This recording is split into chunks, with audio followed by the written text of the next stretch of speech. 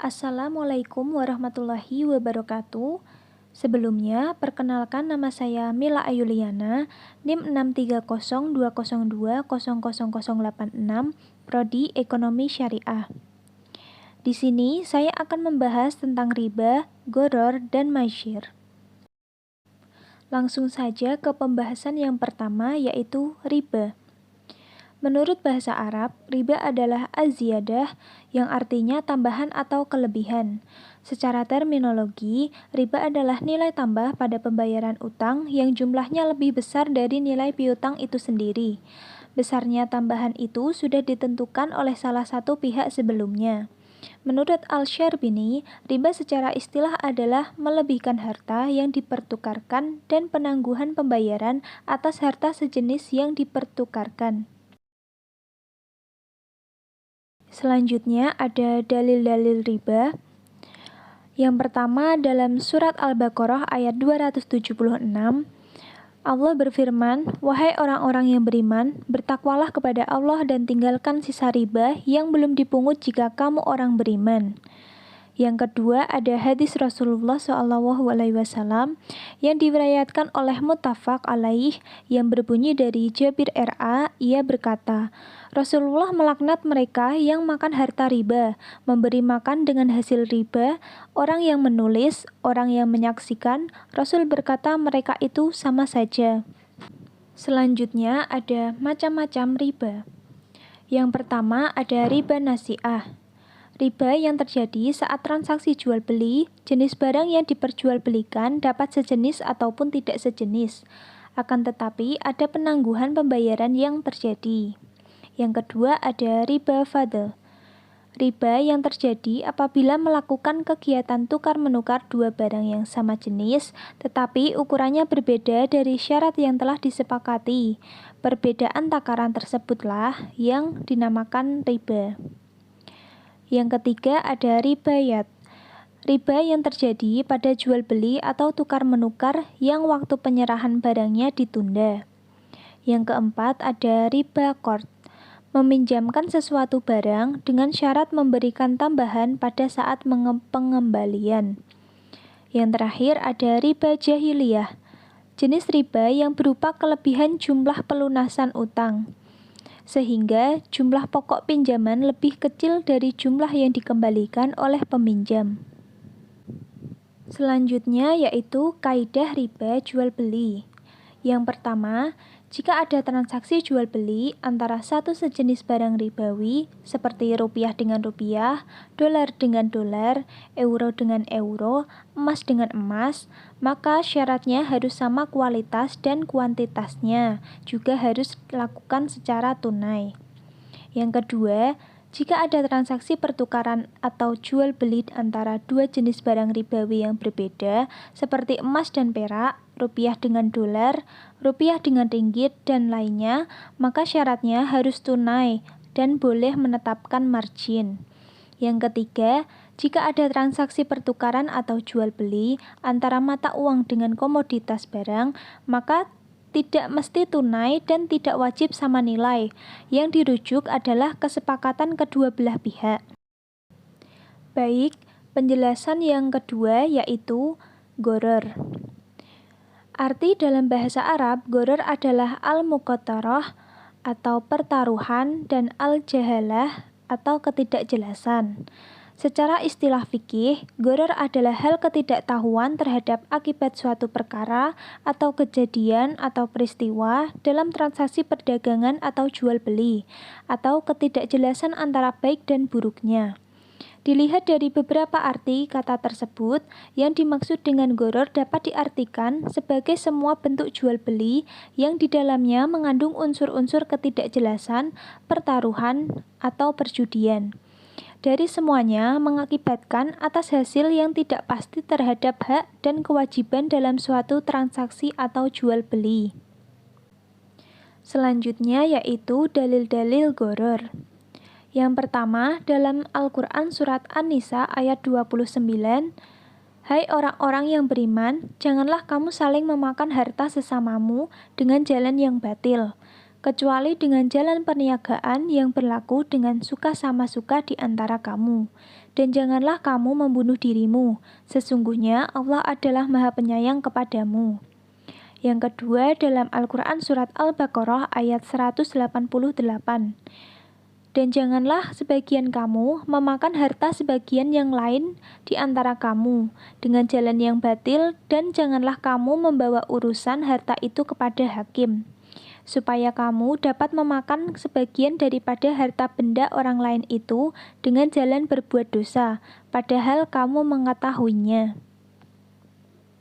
Selanjutnya ada bentuk-bentuk gharar. Ditinjau dari isi kandungannya, bentuk-bentuk transaksi gharar menurut Abdullah Muslih terbagi menjadi 3 bagian, yaitu yang pertama, jual beli barang yang belum ada atau ma'dum. Tidak adanya kemampuan penjual untuk menyerahkan objek akad pada waktu terjadi akad, baik objek akad tersebut sudah ada ataupun belum ada. Misalnya, menjual janin yang masih dalam perut binatang ternak tanpa bermaksud menjual induknya, atau menjual janin dari janin binatang yang belum lahir dari induknya, kecuali dengan cara ditimbang sekaligus atau setelah anak binatang itu lahir. Yang kedua, jual beli barang yang tidak jelas atau majhul. A. Menjual sesuatu yang belum berada di bawah penguasaan penjual. B. Tidak adanya kepastian tentang sifat tertentu dari benda yang dijual. C. Tidak adanya kepastian tentang waktu penyerahan objek akad. D. Jual beli yang dilakukan dengan tidak menyerahkan langsung barang sebagai objek akad. E. Kondisi objek akad tidak dapat dijamin kesesuaiannya dengan yang ditentukan dalam transaksi. Yang ketiga, jual beli barang yang tidak mampu diserah terimakan.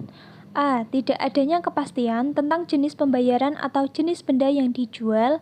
B. Tidak adanya kepastian tentang jumlah harga yang harus dibayar. C. Tidak adanya ketegasan bentuk transaksi, yaitu adanya 2 macam atau lebih transaksi yang berbeda dalam satu objek akad tanpa menegaskan bentuk transaksi mana yang dipilih sewaktu terjadi akad. D. Adanya keterpaksaan. Selanjutnya yaitu gharar dalam bentuk transaksi. Ada 3. Yang pertama, perbankan. Gharar dalam perbankan dapat dilihat dari sistem bunga yang dibebankan pada setiap transaksi, baik dalam transaksi pinjaman maupun simpanan. Yang kedua, ada asuransi. Gharar terjadi dalam asuransi apabila kedua belah pihak, misalnya peserta asuransi, pemegang polis, dan perusahaan saling tidak mengetahui apa yang akan terjadi, kapan musibah akan menimpa. Yang ketiga, ada bursa saham. Transaksi berjangka dalam pasar saham sebagian besar bukanlah jual beli sesungguhnya. Pembeli adalah pasar ini kebanyakan membeli menjual kembali barang yang dibelinya sebelum ia terima. Baik, ke pembahasan yang terakhir, yaitu maisir. Dalam kitab Al-Mu'jam Al-Wasyid, kata maisir dimuradifkan dengan kata qimar, yang artinya sebagai setiap bentuk permainan yang mengandung unsur pertaruhan atau judi. Syekh Muhammad Rashid Ridho menyatakan bahwa maisir itu sesuatu permainan dalam mencari keuntungan tanpa harus berpikir dan bekerja keras. Menurut para ulama, judi ialah segala macam bentuk permainan yang di dalamnya terdapat taruhan dan ada praktek untung-untungannya, yang membuat orang yang bermain berharap akan mendapatkan keuntungan dengan mudah tanpa bekerja keras. Sesuatu permainan dapat dikategorikan judi jika memenuhi 3 unsur. Yang pertama, taruhan harta atau materi yang berasal dari kedua pihak yang berjudi.